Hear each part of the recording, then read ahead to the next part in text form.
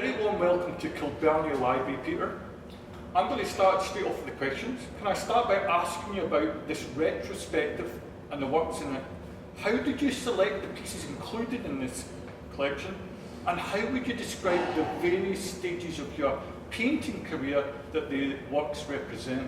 What a complicated question. But I think I'll start with the idea where I got them from. Well, basically, over the years, I've mounted a great number of exhibitions. I think it's 12 or 14. And most of my paintings have been stored under my house. So, in actual fact, my wife was so pleased to get some of them out of the house for a little while, because there's not a lot of room in my house, and I sometimes have to store them outside. So storing paintings can be very difficult. I do sell paintings, but they are big. My paintings tend to be big, and people need to have a place to put them, which is a problem. And I suppose I should be told off for making my paintings big, but I started out as a stage designer, and because of that I got used to painting flats, which are sometimes 16 feet high and 4 feet, 5 feet wide. So you're used to painting on a grand scale, and I get pleasure out of painting on a grand scale. Why did you decide to exhibit them in Kilbirnie Library? Was it important for you, for example, to make it really accessible in a wider public sense, your works? No, I'm always looking for a space. And I discovered that the Kilbirnie Library had a space that wasn't being used properly. In my belief, it's a space that's ideal for putting something on for people who are going to change their books to wander past and view them and sort of become a part of my public. So in reality, I'm a regular borrowing books from the Kilbirnie Library, as I live in Aotearoa, just up the way, and coming here is regular, and I've been seeing this spot for a long, long time. And it was about a year ago when I was about to have an exhibition here. I discussed it with Dion, and he was excited by the prospect of having something in this place that could interest people as they came in and borrowed books and was representative of the local community. And that's important for me too. And you've got watercolours and oils. Yes. Can I ask you about, do you have a very different approach depending on which medium you're using? Well, I must admit that one of the painters that I admire tremendously is the great Turner. And Turner could paint very, very wonderful environment in a quick way, so that the brush strokes are all seen, and he used to scrub them and toss things at them, and then at the academy he did oils. Now he's the only painter that I know that was able to transfer water technique to oils, because he painted oils much the same way as he painted his watercolours. In fact, it was always funny that he was still finishing off his works of art at the academy just the day before the academy actually opened. So I think that's a great thing too. I believe that the painting never is actually quite finished. I mean, I've got a painting, I've got it lying down at home, and I don't know how I'm going to finish it. And I think one of the big questions, how does an artist know when the moment is that he's finished the painting? And I think it's like when the painting bounces back to you and tells you that you don't want to do anything more. And sometimes that length of time, a lot of people believe that you can judge the cost of a painting from time. You can paint an expensive painting in 30 seconds. On the other hand, you can also spend 3 or 4 or 5 years over it. It's got nothing to do with time. It's got to do with the worth to you of the spiritual content of that picture. And if you love it and you're involved in it and you can see something new in it every day and you can see new concepts as you watch it, a boring painting is a painting that is easily understood. So really it should be throwing questions at you all the time. Barry Brickell, the great New Zealand potter, said to me, there is no such thing as boring art. Sorry, no such thing as bad art, only boring art. And I think art can't afford to be boring. It must challenge the viewer, or raise questions in their mind, so that they're always looking at it and finding something new in it. And I wish watercolour is a wonderful medium, and I love it dearly. And I think that it is a New Zealand medium, because watercolour was brought to New Zealand by soldiers and scientists and pioneers, brought to New Zealand, and they used it as their form of their photographs. So there were lots and lots of paintings done in the early days of New Zealand, that's Pākehā New Zealand of course, but of course the Maoris have taken to watercolour, and people like Cliff Whiting is a superb watercolour artist.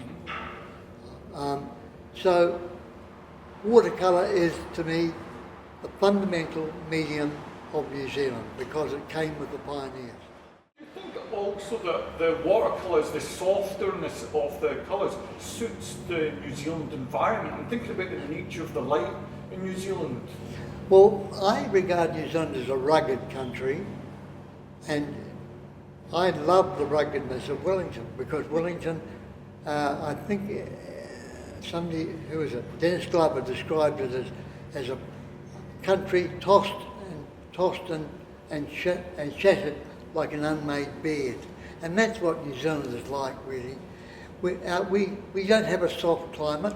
I think our early pioneer painters were encouraged to send home to England pretty pictures of New Zealand scenery in idealised situations. And they never, there's only Van Helden, who really painted the storms, and his paintings of the storms on in Arthur's Pass and so forth are just absolute what I see New Zealand as. And for me, going to the southern coast of Wellington with the storms bashing the waves against the rocks and the wind blowing in your hair, that's Wellington, and that's the beauty of Wellington. And too many artists ignore it. Can I ask you about your creative process, Peter? Do you plan out your pictures in advance? Do you do a lot of preliminary sketches and works? Or do you plan out in your head and you go, right, this painting's going to be... or do you go where the brush takes you? Well, sort of bits and pieces all the way through. Sometimes I'm asleep in bed almost, and an idea for a painting comes to me. But other times I sketch things in pencil or in pen in my sketchbook, and I go back to that and paint the bigger ones. So the bigger ones are the final thing of a series of sketches that I've done beforehand.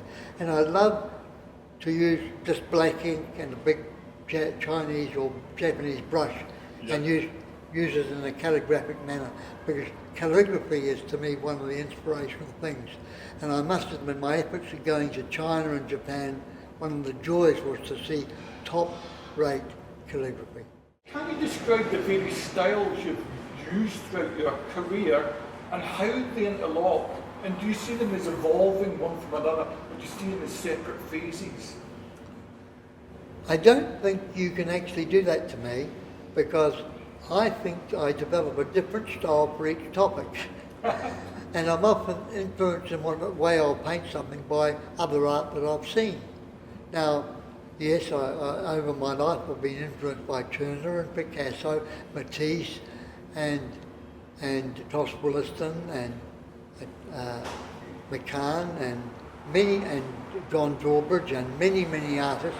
But I've taken little bits of what they've given me, and it becomes a whole series of methods that I can use depending upon the subject, whether it be a game of rugby, or whether it be a scenery of Wellington, or it be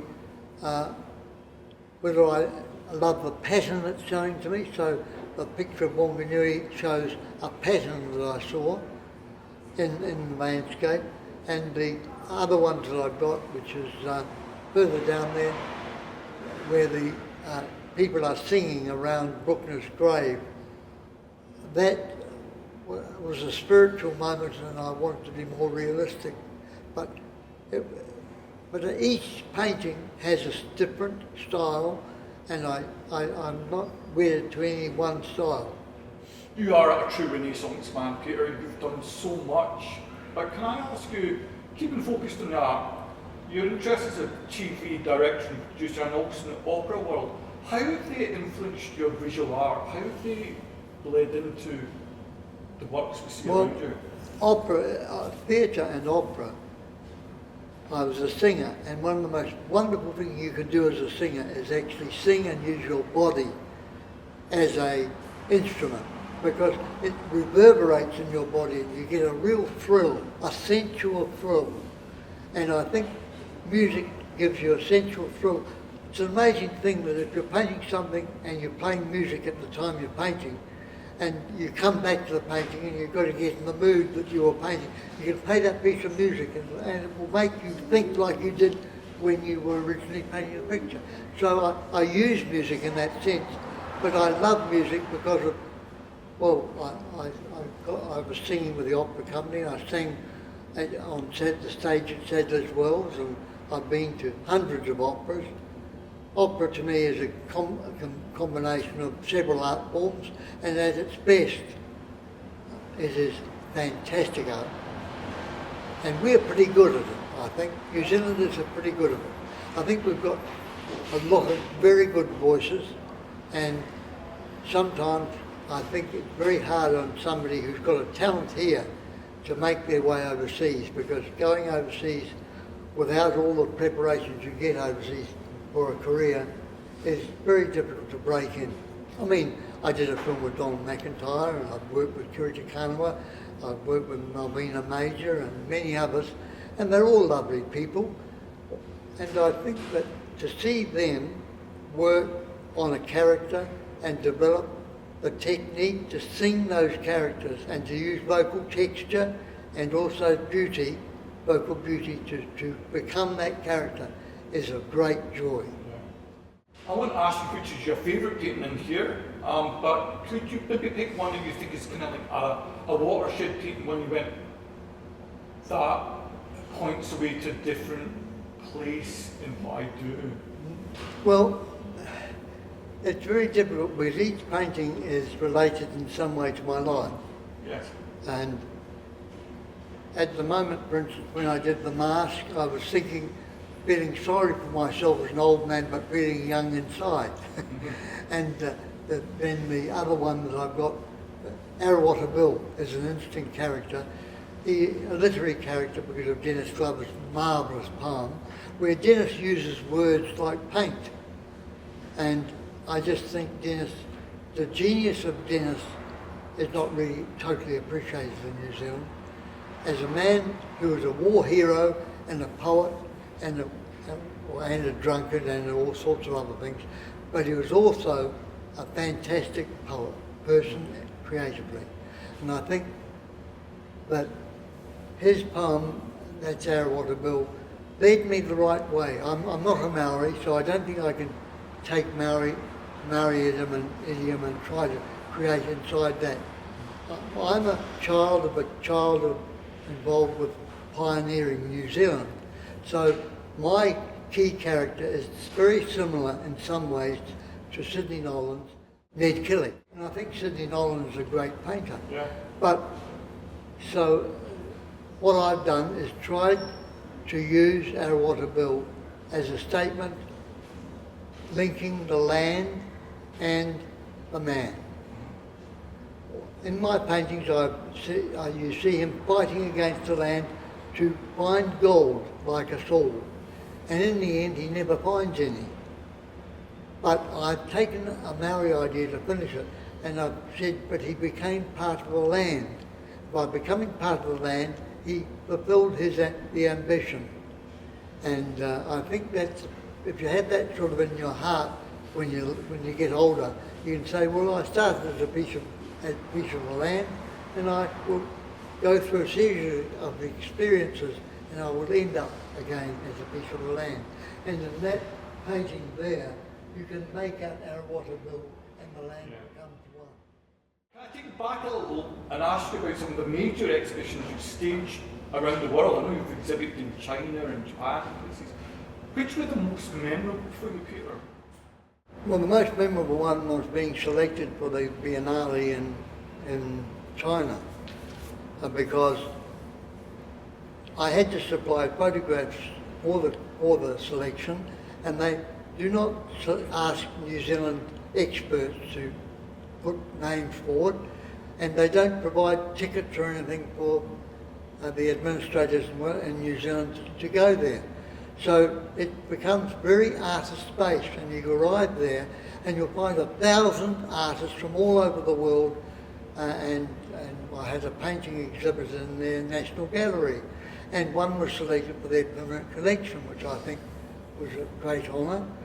But there, I think the chance and the opportunity to meet up with artists from all around the world and be inspired by the thing there was wonderful. Can I take you right back to the past and ask you about where you caught the painting and the artwork? I know it was earlier on, and I know you got involved in the world of art from very, very early on, but I was intrigued to hear about your childhood and how you became interested in art. My grandmother, was quite a good painter. In fact, she painted a portrait of Queen Victoria that was in the Academy of Fine Arts at the end of the 18th century. So she used to paint all the time. So we'd go to her place and there'd be the smell of oil paint and chirps and all that. And I've even got a lovely painting of hers on our wall of a sailing ship. Now, I think that if she had decided to paint the things around her when she was young in Wanganui, rather than flowers and pictures that were quite popular, she would be very famous. But her father was also a very good fine artist in terms of drawing. And there are some hints that we've got even people back in England where we came from, that we've got a connection.